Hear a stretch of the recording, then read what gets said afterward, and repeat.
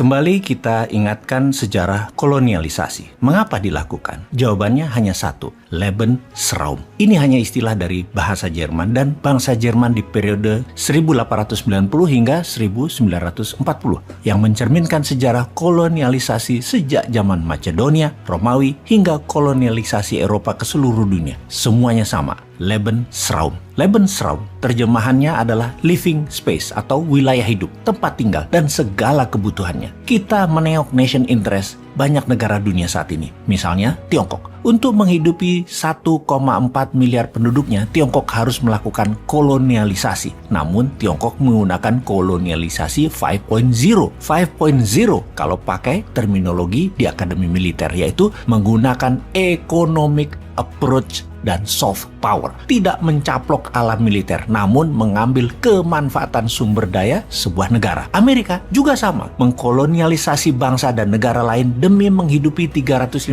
juta penduduknya. Misalnya di Jazirah Arab, dikuasainya di negara-negara Asia Barat lainnya, dan semua wilayah yang memiliki unsur fosil oil seperti di negara Myanmar, Indonesia, Venezuela, Nigeria, mana saja yang ada fosil oil, Amerika masuk mengendalikan dengan hard power, dengan tekanan premanisme. Itulah mengapa kalau kesadaran bernegaranya rendah, sebuah negara yang pimpinannya lemah, negara tersebut memiliki sumber daya alam yang besar, maka kepastiannya yang bisa terjadi adalah takluk oleh Tiongkok atau ditaklukkan oleh Amerika. Bahkan ada yang takluk kepada keduanya. Intinya pastinya sumber daya alamnya yang disikat. Miskin nantinya seperti Nauru, negara kepulauan di selatan Pasifik yang kaya akan fosfat. Dalam 40 tahun disedot Amerika sampai nol. Sekarang miskin itu negara Nauru. Pemimpin lampaunya menjual tanah air sumber daya alam Nauru dan tidak menjadikan Nauru negara produktif, memanfaatkan kekayaan tersebut menjadi modal untuk membangun industri, tapi malah menjadikan negara konsumtif, paling berdagang aja. Kembali ke Lebensraumnya Rusia,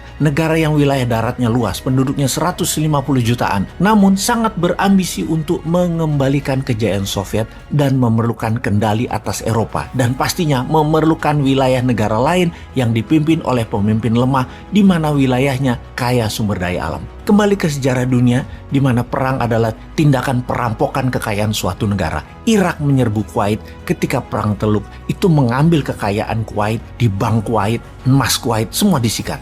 Amerika menyerbu Irak, mengambil kekayaan Kuwait yang Irak rampok, dibawa ke Amerika. Juga sewaktu peristiwa di Libya, di Benghazi, itu perampokan kekayaannya Gaddafi dibawa ke Amerika. Ada juga masanya Nazi, serbu Belanda, ambil cadangan emas Belanda dari rampokan kekayaan Nusantara. Lalu di tahun 1945 Amerika ambil emas rampokan Nazi asal Belanda tersebut ke Amerika. Intinya semuanya adalah bajingan, kampret, dan semuanya jahat. Inilah mengapa Ukraina penting. Ukraina mau masuk NATO, dan negara NATO, Inggris dan Amerika horny banget ambil kendali negara Ukraina yang kaya sumber daya alamnya. Makanya Rusia berang, Ukraina mau masuk NATO tersebut. Mending dianeksasi sekalian karena bagian dari impian lama Putin. Rusia adalah Soviet baru. Pertanyaan berikutnya, emang Ukraina punya apa sih?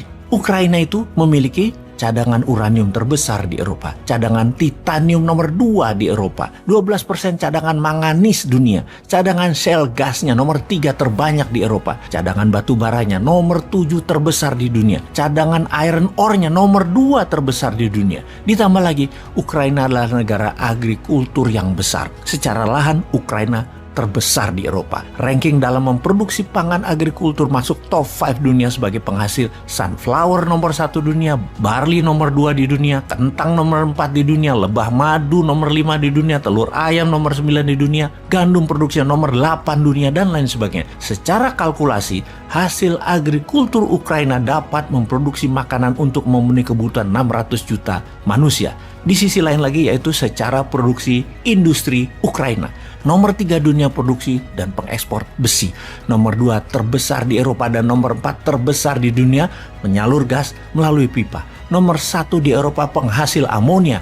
Nomor 4 dunia penghasil turbin nuklir. Nomor 4 dunia penghasil peluncur roket. Nomor 9 dunia penghasil peralatan perang, penghasil titanium, tanah lempung, ore, dan konsentrat. Semuanya top 5 produser dunia. Kembali ke Lebensraum. Rusia bukan hanya menganggap Ukraina adalah satu rumpun, satu bangsa, satu sejarah seperti satu nusantaranya di ASEAN, Indonesia. Tetapi demi hajat hidup, Rusia menyerang Ukraina, kemudian akan memasang presiden boneka pemimpin Kiev yang pro-Rusia. Dapat dipastikan itu semua segera akan terjadi. Di Indonesia imbasnya bagaimana? Siap-siap BBM naik di Indonesia, siap-siap harga listrik naik, siap-siap biaya-biaya akan naik, siap-siap daya beli turun. Kalau pemerintah penguasanya masih fokus pada kerja proyek, ambiar keadaan domestiknya nanti loh.